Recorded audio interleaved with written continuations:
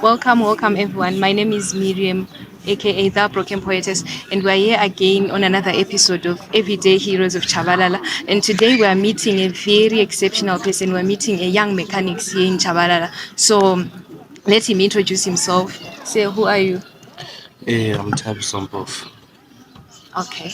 Nice to know you, Tabiso. We have a few questions for you, Lapan. Sacela usiphendule.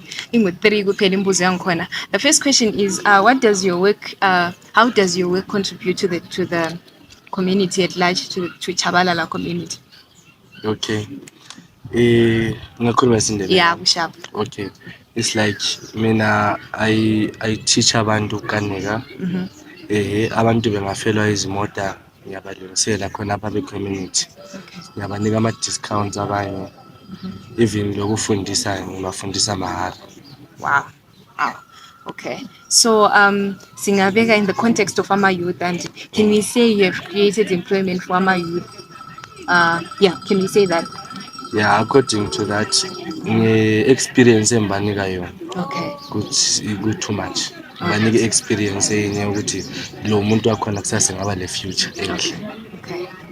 That's beautiful. So, auntie, like nowadays, there's this issue of drug and substance abuse, and so singathini ngalabo abanikeza ama-opportunities, abanikeza i-experience, the youth that you are training, ungathini ngabo? Can you say ukuthi you are helping them getting out of the streets, njani? Yeah, khona honestly ngingathi ungatshona ubhiza kule something oyenzayo.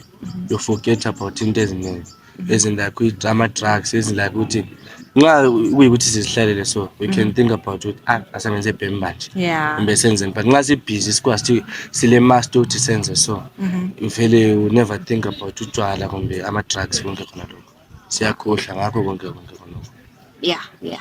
So, what are the challenges that you are facing as a mechanic, kumbe, during your trainings or whatever? What are the challenges that you are facing? Yeah, okay. Especially kuma-challenges khona, there is a lot engikubonayo.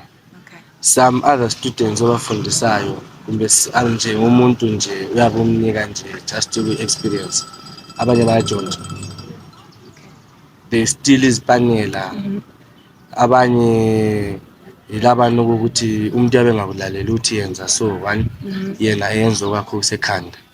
Kulokuthi ngabe ukulandelile wayenza into enjalo. And then we've got ama-challenges ngathi imoto. Ngithi nxa sesiqedile ukuyilungisa imoto yakhona ngangayithesti mina. Imoto yakhona iyenze the same problem. Or sithi sesifitha iphathi maybe $100 entsha. Iphathi yakhona ife futhi. So those are the challenges eziyesabisayo. Yeah. And for motor mechanics. Okay, those are a lot. So one advice that you can give to another youth and that can motivate them to probably to be out of the streets and then do something. Can you give them an advice? Okay. I-advice yami engizayithi ukuthi ama-youth amaningi sebengabe bafeyile esikoleni so forth but kulama-vocational amaningi akuvumela even ngelama-O's. Yeah. You can go there uyenze i-course oyifunayo okuthandayo. There's plumbing, motor mechanics, izinto eziningi zalezi kugcwele. So i-advice yami ukuthi abantu ama-youth bengarelaxi bachume nje ezindlini kumbe batshone beyenza ama-drugs, but they should go out and then bayenze something else.